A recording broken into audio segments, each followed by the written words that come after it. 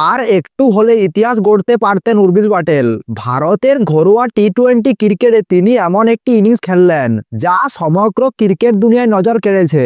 নিজের দ্রুততম শতরানের রেকর্ড ভাঙার খুব কাছে পৌঁছে গিয়েও শেষমেশ তা পারেনি, তবে তিনি বৈভব সূর্যবংশীর রেকর্ড ভেঙে দিয়েছে। আজকের ভিডিওতে আমরা পুরো ঘটনাটি জানাবো।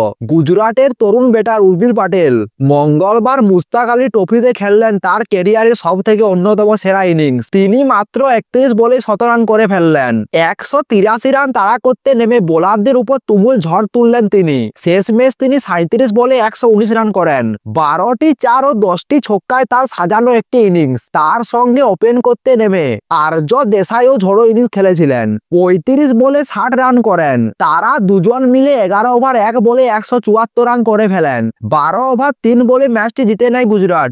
সবচেয়ে বড় কথা, উবিন নিজের আগের রেকর্ড ভাঙতে পারতেন। গত বছর ত্রিপুরার বিরুদ্ধে করেছিলেন 28 বলে 100 রান। এবার প্রয়োজন ছিল আরো 1 বলে সেই রেকর্ড ছোঁয়া, কিন্তু তিনি 100 রানে পৌঁছালেন 31 বলে। মাত্র 3টি বলের জন্য তার নিজের রেকর্ড ভাঙা হলো না। 2024 সালে অভিষেক শর্মা করেছিলেন 28 বলে 100 রান, অর্থাৎ এখনো দ্রুততম 100 রানের তালিকায় রয়েছেন উবিল এবং অভিষেক শর্মা। কিন্তু যেটা তিনি ভেঙে দিয়েছে সেটা হলো বৈভব সূর্যবংশীর রেকর্ড।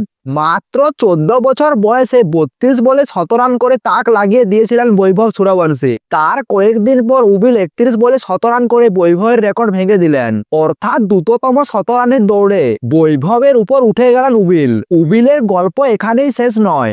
গত মরশুমে তাকে দলে নিয়েছিলেন চেন্নাই সুপার কিংস। ইডেনে প্রথম ম্যাচে কেকেআরের বিরুদ্ধে 11 বলে 31 রান করেছিলেন তিনি। পুরো ঝড় তুলে দিয়েছিলেন। পরের ম্যাচে গুজরাট টাইটেন্সের বিরুদ্ধে 19 বলে 37 রান করেছিলেন। অল্প বয়সে ধোনিকে পুরোপুরি ইমপ্রেস করেছিলেন উর্বিল পাটেল। ফলে নতুন মরশুমের আগে সিএসকে তাকে ধরে রেখেছে। চলতি পারফরম্যান্স দেখে বিশেষজ্ঞরা বলছেন আগামী মরশুমে সিএসকের পার্মানেন্ট ওপেনার হতে পারে উর্বিল পাটেল।